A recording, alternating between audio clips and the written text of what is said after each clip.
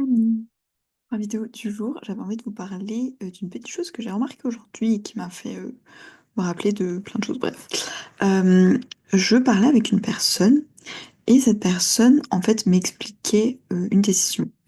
Voilà, en me disant, bon, voilà, j'ai opéré ce changement dans ma vie et en fait, elle en parlait d'une manière très logique. Voilà, dans le sens, tu seras d'accord avec moi que, en gros, si je prends ces données-là, je sais pas, alors ces 5 points-là, et que là je les compare avec les nouveaux points que j'ai modifiés, c'est mieux. Voilà, en tout cas, d'après mon point de vue, mes valeurs extras, mes besoins, c'est mieux.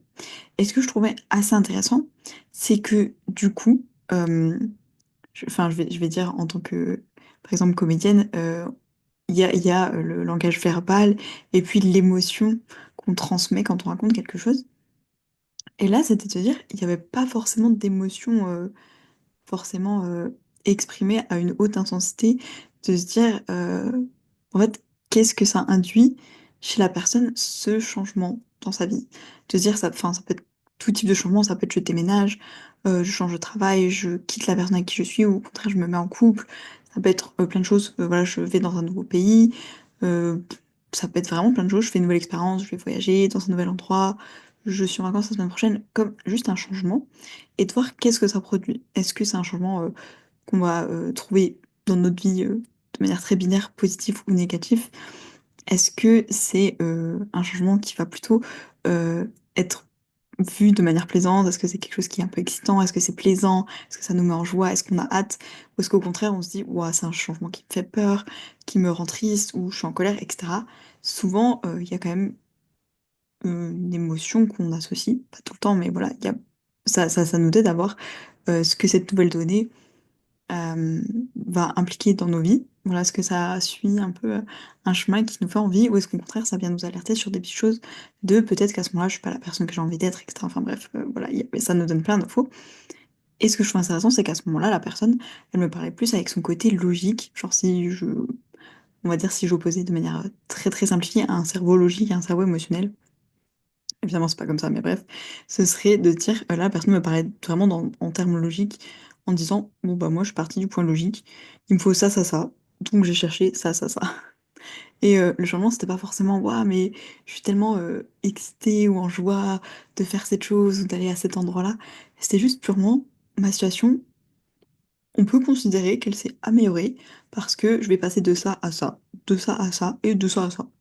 Voilà, c'était plus comme informatif plutôt que je trouvais une expression de son monde intérieur, de ce qui se passait pour elle. Et voilà, je voulais juste partager ça parce que ça, enfin, ça m'a questionné là-dessus. Je me suis interrogée de me dire quand personnellement je fais une décision, enfin quand je fais un choix ou que je prends une décision plutôt. euh, Comment je regarde? Est-ce que je regarde ça à travers le prisme de la logique? Est-ce que je regarde à travers le prisme des émotions? Est-ce que je regarde à travers un prisme corporel? Peut-être est-ce que je vais plutôt me concentrer sur les ressentis de mon corps? Par exemple, là, je ressens une ouverture, là, je ressens une fermeture. Ou est-ce que je vais plutôt me dire, j'ignore un peu ça, par exemple, de me dire, je vais pas laisser mon comportement être dicté par mon corps ou par mes émotions. Et je vais plutôt regarder le côté logique, concrètement.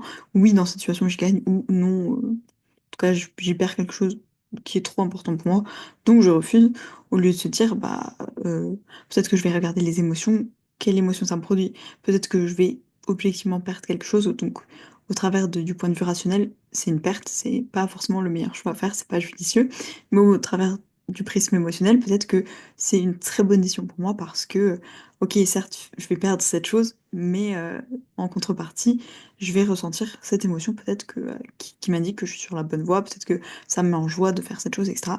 Bon, évidemment, là c'est très abstrait, mais voilà, c'est à mettre un peu en contexte.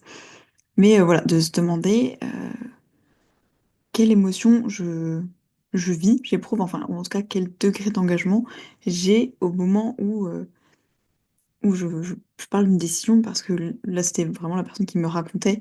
Et je sais que j'aime beaucoup, par exemple, raconter des histoires en étant, par exemple, engagée corporellement, en prenant, par exemple, les mimiques de la personne, en prenant une voix différente, en faisant des grimaces, plein de choses. Et là, la personne, du coup, elle a tout donné sur un ton très calme, très posé, en me disant, voilà, ce sont les informations. Tac, tac, tac, un 2 3 4 5 point. Et voilà, juste ça m'a fait réfléchir de voir que ces personnes-là regardaient à travers le filtre très logique Et je me suis dit, est-ce que, bah, du coup, pour moi, c'est mieux de regarder à travers le filtre émotionnel, à travers un filtre corporel, à travers un filtre blablabla. Je pense qu'on peut avoir plein de filtres. Du coup, c'était juste de poser de la conscience là-dessus. Et je me suis dit, en tout cas, j'espère que quand je vais prendre des décisions à l'avenir, je vais les faire d'une manière où j'aurai une émotion, euh, en tout cas, qui va me faire ressentir que je crée du bonheur dans ma vie. Peu importe que ce soit une émotion agréable ou désagréable, mais de se dire, là, je sens que j'avance et je suis en train de créer quelque chose, enfin, je sais pas, des très excitant, d'exceptionnel, d'incroyable dans ma vie à moi. Ouais, évidemment, c'est très personnel. Ça peut être quelque chose de très nul pour quelqu'un d'autre et d'incroyable pour moi.